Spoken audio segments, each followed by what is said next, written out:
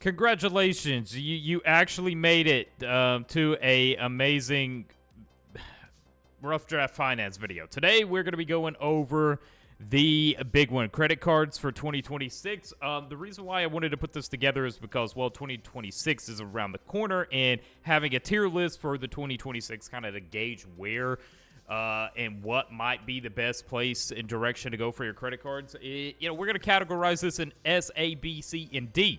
Okay, well, I'm going to try to touch on as many as I possibly can in the best way that I can here as we rough draft this together for you. Okay, so obviously we need to probably talk about the American. Okay, American. All right, yep, this is high quality drawing here. American Express Gold Card. Okay, this is going to be the S tier that we start with. Okay, now the reason why we're starting with the American Express Gold Card is because it is a high welcome offer, okay? Up to 100,000 points worth, okay? That's like $1,000, 4 times the points on restaurants, groceries, and it can easily offset annual fees with various credits like Uber Cash, the additional dining credits, the American Express Gold Card, okay? This is kind of like the beginning one that I feel like most people are going to be like, yeah, that's definitely an S tier. We can kind of gauge that to be S tier, and I actually figure like the D tier might surprise a couple people.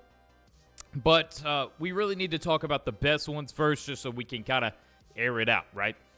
Next is going to be Inc. Business Unlimited Credit Card. So we're just going to put Inc. right here too, okay? We're going to put Inc. right here, okay? It's its own thing, Inc. Business Unlimited Credit Card, okay? This is good for businesses with a 0% annual fee and straightforward 1.5% unlimited cash back on all purchases. I'm going to be honest, for me personally, this already sounds better than the American Express Gold Card, just because my priorities and how I like to set things up. I think this is pretty darn awesome, okay? It's a win-win, all right? So, next up, we're going to go to the Capital. Capital. Yep, Capital. We're just going to put Capital here as its own little box here. Capital One Venture X Card. This is a premium travel card, and honestly, it's always good to have a travel card around, okay? With a $395 annual fee that can be offset by 300 annual travel credits and a 10,000 bonus miles annually. It offers 10 times miles on hotels, rental cars, 5 times miles on flights, 2 times miles on all purchases. This thing is kind of a tank almost, if I'm being honest. So, like I said, I think it's always essential to have a travel card to some degree because it could be a win. Now, obviously, we're going to get into like, Gemini card, XRP. But first off, before we get into that, well, I don't even know if I'll put that on the list, honestly, the Gemini one. But let's talk about the Robinhood Gold Card, okay? So the Robinhood right here, this is the one that a lot of people like, okay? A lot of people like this one, okay? Why? It offers a competitive 3% cashback across all categories with no foreign transaction fees and a free annual fee if you have a Robinhood Gold subscription. This is a good card in my opinion. I really like it. That's why I'm putting it in S tier. You could disagree with me, but I think this is a win. Now, obviously, these cards are going to apply for your situation. Which one benefits your life, your business the most, okay? Do you travel a lot? If you don't travel a lot, you get why the Capital might not make sense. So this is why you need to kind of really categorize these, and what could essentially be a C for a lot of people might end up being an S for your situation. Okay, so always keep that in mind when you're going for credit cards or you're kind of gauging what credit card is kind of good for you. All right, let's get into some A tier, okay? We got the Chase. It's a Chase one, okay? We're going to a Chase one here, the Chase Freedom Unlimited, an excellent beginner card with 0% annual fee, offering 1.5% cash back on all purchases, 3% on dining, drugstores, and 5% on travel through Chase. So, not bad at all, okay? Chase one. This is a good beginner card, like we've stated. Now, getting back to Inc., okay? Getting back to some Inc. right here, okay? We're getting back to another Inc. card. This is the business card, okay? The business, just the regular business card. A business card with 0% annual fee, providing 5% cash back on office supply stores, internet, cable phone, up to $25,000 spent annually. So, yeah, that's, up to 25,000% spent annually, and 2% on gas and restaurants, okay? Also a pretty good card. I think that's why we're going to put it in A there, because it kind of makes sense. Now we got to go to another Chase, okay?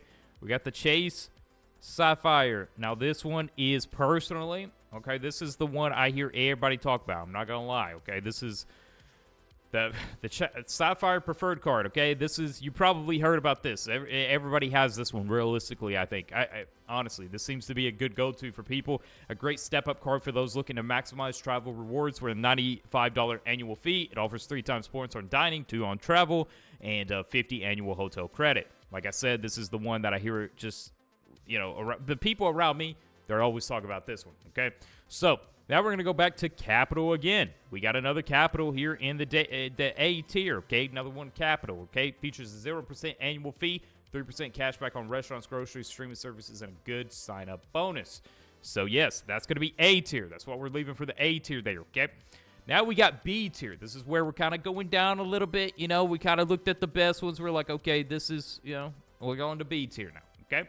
Now, I think it'd be crazy if we didn't go back to American Express, right? American Express. Okay, American. We're going to put America right there, okay? America. So, American Express Platinum, an ultra premium card with a $695 annual fee, and it's expected to increase. Primarily valuable. Okay, so it's good for, like, Lodge access, various credits, you know, through point multipliers. The annual fee on this one, like, I personally, I'm probably skipping this one. I don't think I'll ever see myself getting the American Express Platinum, but hey, you know, it is what it is. Okay, so let's go to another one on this, and that is the Discover, okay? Discovery channel, dude. It's Discover It Back Cashback. Discover It Cashback, okay? It offers 5% cashback on rotating categories and a cashback match for the first year, making it a solid no annual fee option. Personally, though, don't really see this as something many people should consider, but it still is not a bad card, which is why it's in B, I guess. So, you know, like I said, this gauges on your situation.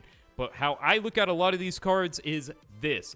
What is going to be the most optimal for the broad majority of people? What is going to be the most optimal and makes sense that isn't going to clutter your wallet, that isn't going to lead you astray and lead you, which is more complicated stacking issues. Like, it's just like sometimes it's better just to be like, no thank you.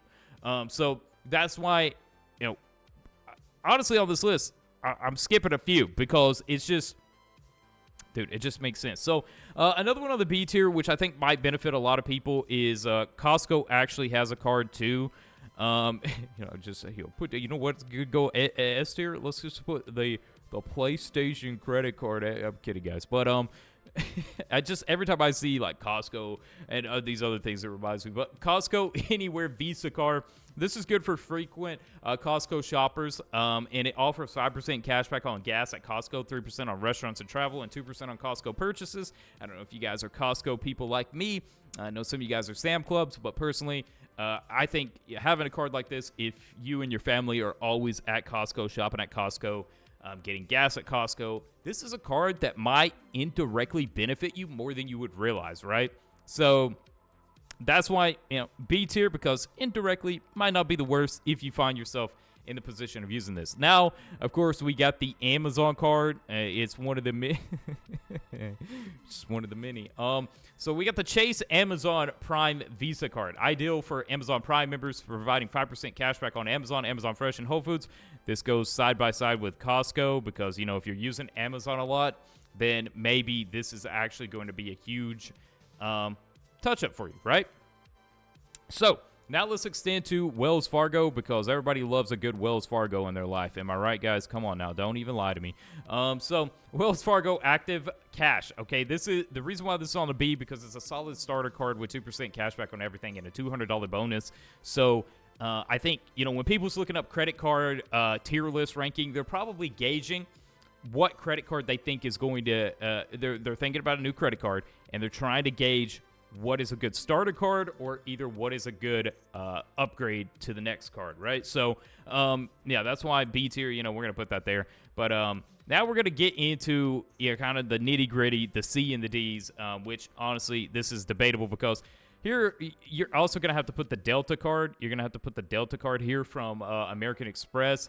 There's also the American Airlines AAdvantage Platinum, the United Explorer card, you know, just airline. You know, airline cards in general, okay? Airline cards in general. I don't even know if what I'm spelling half the time here. I'm going to be honest with you guys. But airline cards in general, only recommended if you fly. And I know people probably fly, like the average person, I want to say just probably flies a few times a year. Unless you got family, you're doing it quite often, and you're not taking vacation. I'm just speaking from experience. Like, I'll probably travel a couple times a year, a few at most. So the idea of a travel airline-specific card seems great till it doesn't anymore, if that makes sense. So that's why it's on C tier. I feel like this kind of is a little bit gimmicky, can get people sometimes, but we're not here to say it's bad. It's not bad at all, okay? But I'm just saying, make sure if you get an airline-specific card, you're going to be doing a lot of flying, okay? Some people fly way more than others, so that's why you have these, okay? Now, we're going to go back to the Wells Fargo again. There's another Wells Fargo one to Wells Fargo. What am I? Wells Fargo one again. Okay, the Wells Fargo has an autograph journey card. It's simplistic, but it offers less value in terms of maximizing rewards compared to other options. Okay, so, yep, that is that. Now, there is also a hotel-specific card. I forgot about this. This is the Marriott Bonvoy Boundless card or something, right? Now, this is a hotel-specific card with average point multipliers. It only really maximizes if you're using the Marriott, type. So, yeah, there's a lot of hotel-specific cards as well. So we can kind of bunch them all in there, too. Like I said, if you're staying at those dedicated hotels, you find yourself staying at hotels a lot. This is the travel tier, I guess, the way to put it, okay? So kind of gauge that. These type of cards that are based around travel, if you travel a lot, they're considerable. That's why they're on C. They're not absolute worst. They're on D. They're not going to, like, completely do you dirty. But you got to make sure you're using them at your highest advantage. Okay, so the lowest D tier is going to be the Apple Card. Obviously, this was a no-brainer. What more do I have to say? Apple Card. It has weak cashback rewards. This thing has a lack of a sign-up bonus, too, because they're mainly probably just getting sign-ups out of the sheer velocity of how many Apple users there is. And this also extends with, like, the PlayStation card and stuff of this genre, okay, that I was joking about earlier, okay? Stuff like this is pretty much just not worth your time and not really ideal, right? So Apple, PlayStation, stuff like that, they're really just betting on people that's just like, hey, I need to get a card, I guess. I have no clue. I don't know, dude, okay? So that be the case, though. That's kind of a rundown in generalizing credit, like the top credit cards, a tier list here, a high-quality tier list, well written out, well-informed, obviously, guys.